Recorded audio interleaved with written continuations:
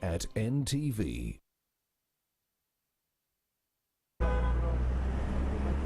Well, it's still morning at NTV, and I am coming to you live from Katavi traffic lights here in Katavi town, because of course Wakiso district. This beautiful morning, we are still jubilating, I can say, for the biggest achievement we have got, the Pamoja bid for Uganda, Kenya and Tanzania to host AFCON come 2027. Of course, it's something that many people are still talking about, but how we're placed and positioned to see that we harness from this remains very important. And of course, a lot needs to be done.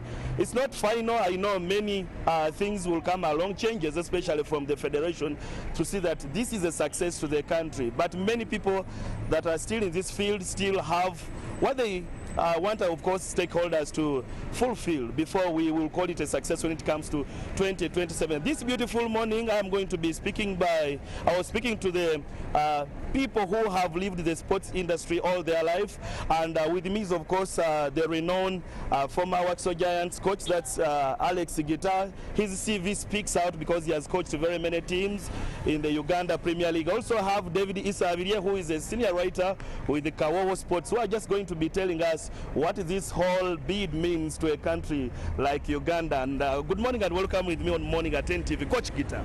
Pleasure is all mine. What do you say about the bid, that the Pamoja bid that we have got for 2027 AFCON that will be hosted in East Africa, I can say?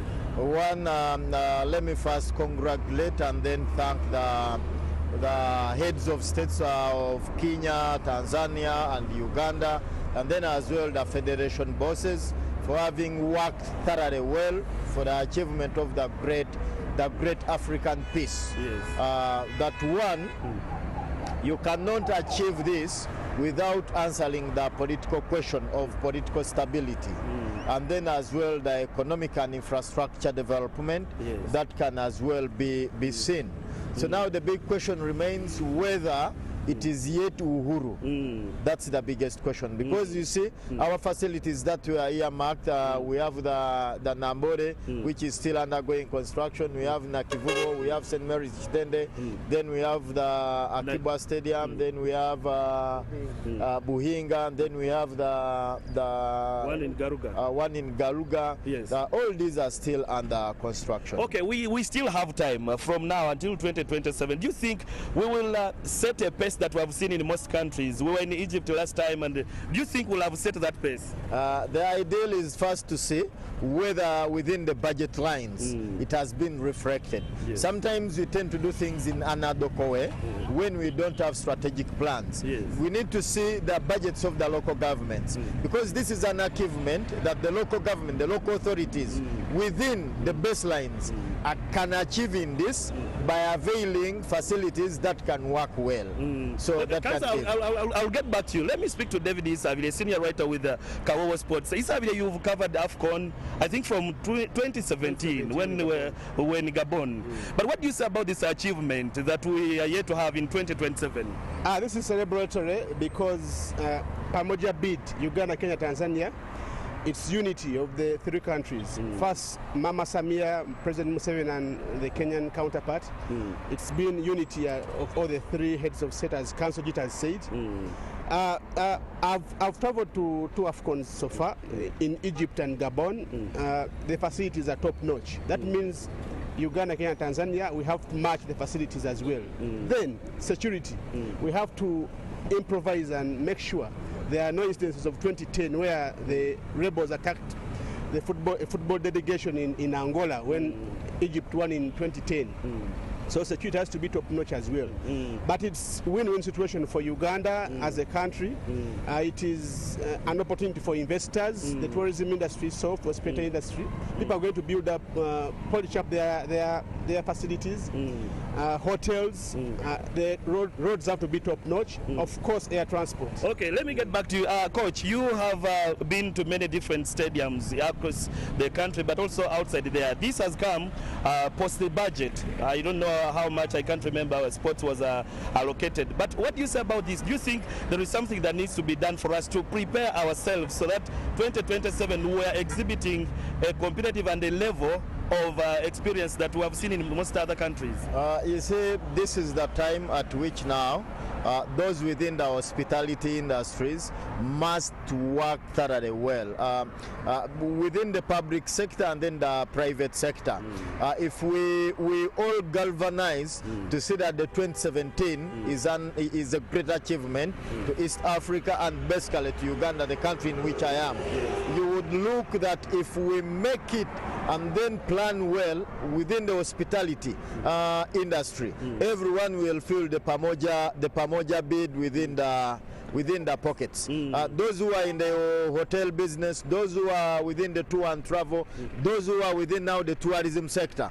I think it is now high time and great time, as when we go to Egypt that we host in the pyramids. Now it's the time. Uganda Wildlife we have teams in the country that should tap into this advantage. During that tournament, we know many scouts will come, many other I don't know, those agents will come to spot talents from people. How can teams tap into this opportunity for 2027 that we can see there may be players exposed? It's not all about scouts coming to scout at the national event, but it is all about Uganda as a country to prepare the feeders of the national team, to see that we prepare the best players and then set the good stage and the good dining for the. How should we position ourselves as a national team for this? We need to capacitate. This would be the time now to capacitate the local clubs, to capacitate the coaches, to capacitate the referees. When you look ideally on this event that we are going in, we don't have even a referee. Neither do we have a team as Uganda Cranes. We don't. So I think we just need to strategically plan, basing on the local content we have, the teams that feed into the national team. It should be as well taken into consideration that a few years back we just lost it on the thin line when we were to host the beach the beach soccer African Cup, just a few meters away from where we are broadcasting this. So I think it is all about seeing how we can strategize and then have all the local content worked on the players, the teams, the clubs, these local clubs, because at the end of the day they are the ones that we deal in, and then their facilities as well, we can deal with them to see that they can as well improvise and then give the best. Okay, David Isabile, we will wind up this, but seeing what we have experienced in other countries, what opportunities comes with this for the sports industry, not only football, but the sports industry? First things first, it's a political score for Patrice Motsepe, the head of the boss at CAF. You know, football is politics. Bringing AFCON to the Sekafa region, which has been long overdue, because Sekafa hosted in 1956, 1957, that is Sudan, then Ethiopia back in the days. Now it's back to the Sekafa region after 51 years. It's a political score for CAF. Then, of course, the biggest opportunity will be to Uganda, Kenya, Tanzania, to up their game in polishing up the facilities. That's the sports facilities where the players will play from, the training arenas. Then, of course, the hotels, the roads. You don't have to experience the big jam which frustrates teams and players and fans. Of course, we have to enrich the budget as well, not only for sports but also for other businesses as security, because security has to be very paramount in this bid.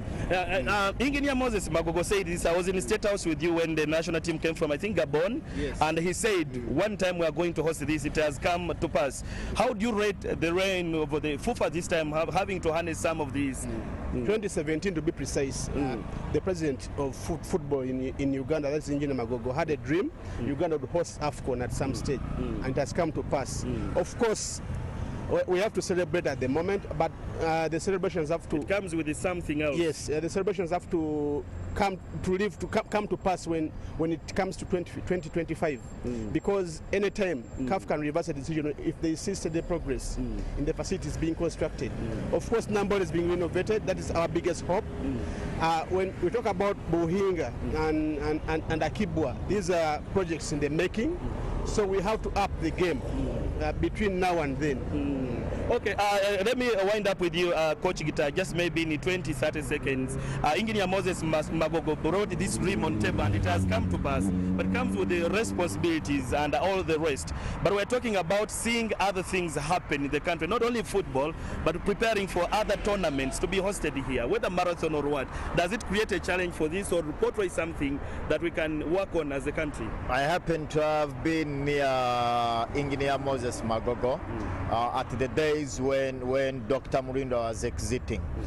In my preamble, I said that the two people, specifically Engineer Moses Hashim Magogo, is an institution builder. So he can build an institution, and he has proved. Now the $1 million question is, can we really live to see that AFCON 2027 is staged here, and can it be a beneficial factor to all industries, but specifically where we have the best national parks? Can we now trigger it to market Uganda? Can the Uganda Tourism Board be on board? Can the Uganda Wildlife Authority be on board? As well the ministry and as well local governments, because it is where the facilities are. When you talk of Buhinga, you will need to involve in as well the cultural leaders. When you talk to Peche in Guru, when you talk to Akibwa, recall 1999 when we had the Sekafa here. At the tune of it, where we had one group in Imbale, one group in Nakivubo. It was really such a massive and enjoyable. For time reasons, gentlemen, we will leave the conversation here, but thank you really for making time to speak to us. Pleasure is all yours. Okay. Well, the two gentlemen have lived sports, let me say, since all their life and career. But the big question or the big concern is that as we hope for 2027, how do we prepare ourselves as a country? How can the local people in the country feel the heat of AFCON on the Entebbe Road? How can a common man, how that the guys, people who are into the tourism recreation also take advantage of this? It's $1 million question, but I know as a country, we know we can, and this can come to pass. For time reasons, allow Morning at NTV to wrap it up for today. We'll resume tomorrow, same time, same hour. Goodbye to you.